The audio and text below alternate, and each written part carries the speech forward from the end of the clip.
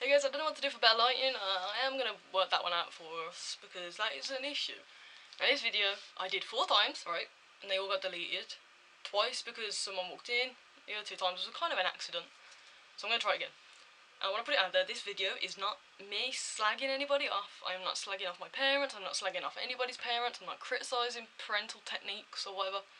This is just a video that I saw on YouTube which made me laugh, and I thought it's kind of relatable. Maybe I share it with you guys, but in my own way, and see if you guys find it relatable.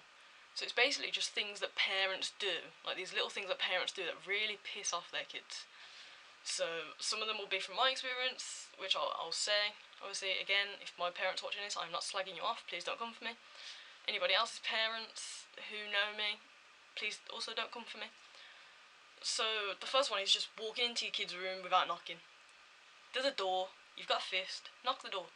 I mean, especially if your kid's a teenager, I mean, they could be sat there half naked just because it's hot. I mean, it's the awkward stages where it's quite warm now, where being fully clothed is uncomfortable. I mean, it's not an issue for me because I don't sit around half naked, so, but you know, you might have kids who sit there like that and you just barging in, you never know. Or kids could be, yeah, obviously can't say, but also maybe you might scare the living daylights out of them. Just give your kids some privacy. Knock the door. Ask them if they're okay if you come in. They'll usually say yes anyway. If they say no, I don't know, go in anyway because they might be doing something dodgy. But just give your kids that bit of privacy, and you get that. It will give you a little bit more respect from your kid as well. Trust me, it really would. The next one is no praise. Now I get this one a little bit because I seem to not know how to. I'm really bad at taking praise. I will just pass it off, but that's because I never really had much growing up. So, praise your kids. If it's as small as tidying their room, doing their homework, getting a good grade, or, you know, putting something away after they've used it, or washing up, just something really small, praise them. Because, see, I've done psychology as a A-level.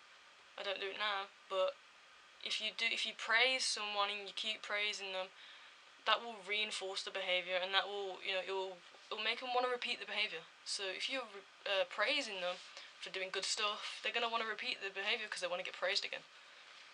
It's the same with telling them off for bad behaviour. I mean, I don't think it works with me because I still end up messing up anyway, but in terms of good behaviour, they want to repeat it because they want to feel that special, they want to feel like they've made you proud, they want to feel like they've done something good. So give your kids some praise if they do some good. And watch the... And it'll be slowly, but watch it change and watch them do that more and more. Next one's arguing. I hate this with my parents. Is we have this rule, like this authority thing, where it's like, I'm the parent. If I tell you the sky's orange, it's orange, even though it's clearly blue. And I think that is a terrible way to go. No offense. It's like telling your kid that I get the kids have to listen to higher up. It's the same as a job. You know, you have to listen to your boss. But at the same time, it's like, I don't know, it's not necessary. There's a fine line between, yeah, I'm the authority when you listen to me, and the one that's like, everything I say is right. Because what if your kids, especially in my position, I've done computer science, and my parents are not the best with technology, but they think they're right about everything, and if I correct them on something that's to do with like computers that I know more about, it's like oh yeah, because you know everything, but I'm the adult, you know, what I say was right. So all that sort of stuff, so just don't do that, just work around it, you know. The next one's comparing.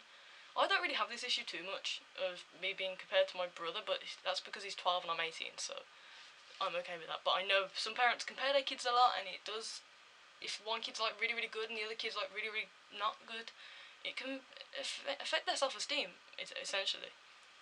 Next one's having a favourite. We all know parents have a favourite. We all know if we are the favourite. We all know if we're not the favourite. We all know just from how they're treating us. Don't have favourites. If you're going to have more than one kid, look after them both, love them both equally. If you're going to have one kid, then yeah, have a favourite. It's the only kid you've got. But if you're going to have favourites, there's no point having more than one child. Honestly, it's really not. And again, it affects their self-esteem, makes them feel a bit useless, and all that sort of stuff. So yeah. And then one that I didn't write down, but one that ticks me off with my dad, is making up stupid scenarios. So I can't remember one of the scenarios I had. It was something like I'd taken something, but I told them I'd taken it, and so it was fine.